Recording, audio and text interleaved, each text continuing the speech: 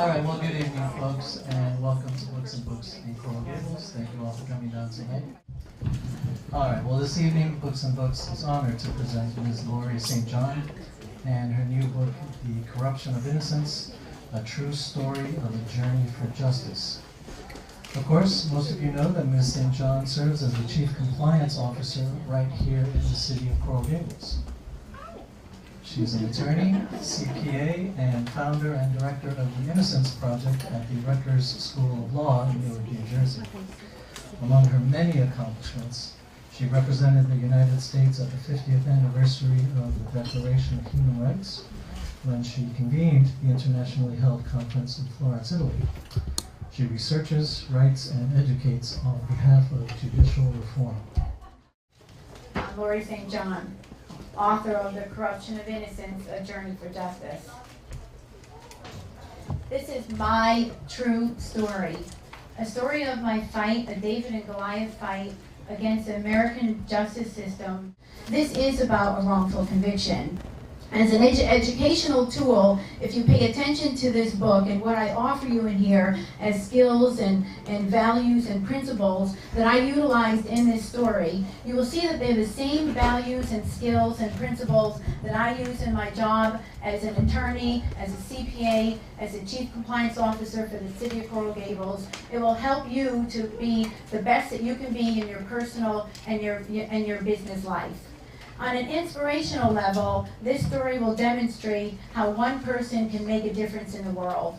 That I may have started my fight as one person standing alone, but by the time I was done with this fight, I ended up with the Pope and Mother Teresa, the Italian Parliament, the European Parliament, and millions of people around the world. So I hope it demonstrates by example that you can make a difference in the world. One person can make a difference in the world. As I watched the morning crowd, I recall a recent interview in Trenton for a job at children's homes. I wanted to help those less fortunate, and I thought it was a great opportunity to work with homeless kids. But I soon realized that working with children in that setting was not for me. I wanted to give back in a personal way, not monetarily as was suggested when the interviewer first met me. I suppose my current lifestyle revealed itself all too well. Gold jewelry, manicured nails, and carefully selected outfit with matching shoes.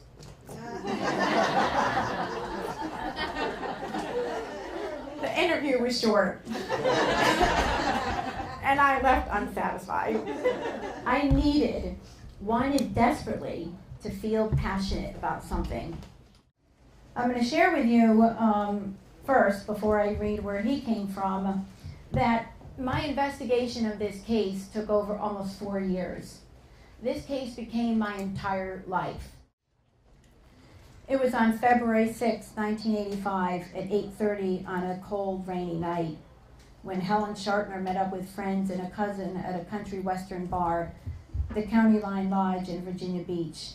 It was ladies' night and packed with city slick cowboys. I knew that case cold. I had the truth in my pocket, and knowledge is power.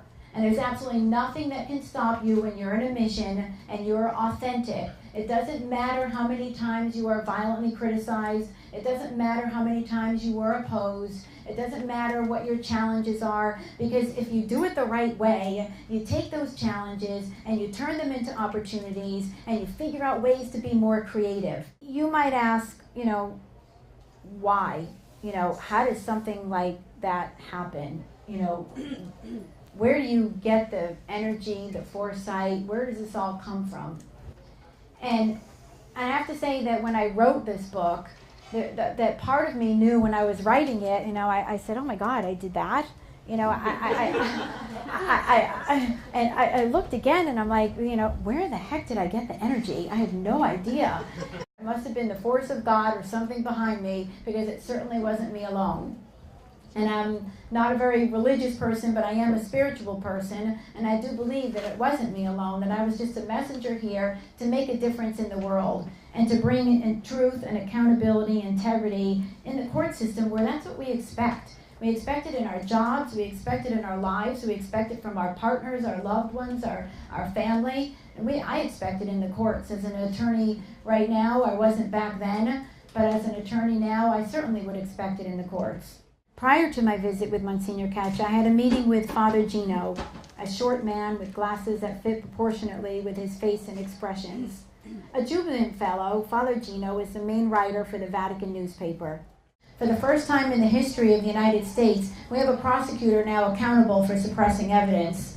This prosecutor now, who is now a judge, is facing ethical violations before the bar, which is unheard of. This doesn't happen in our country, and unless we hold people accountable, people will get away with whatever they can because there's no accountability. In my job as Chief Compliance Officer, we look for transparency, accountability.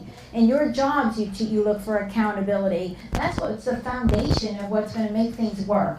And truth and integrity is so very important. So unless we address those underlying things, yes, it will spread out there, but how are you going to know the truth? How many people are going to take 4 years of their life and investigate a case and learn the truth? If I didn't, I wouldn't have known these facts. I wouldn't have been as powerful as I was because I had the power of truth in my pocket.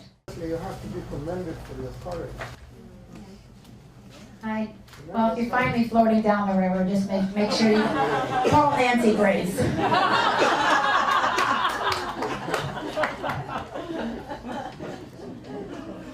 think we're done. Thank you so much for your time and energy. And please find my book and spread it around. Thank you. Thank you. I love you all. Thank you for coming. I'm so proud of you. Really, exciting presentation. Wow. So much information. I don't know how you do this. I couldn't even watch the show. I know, it's intense.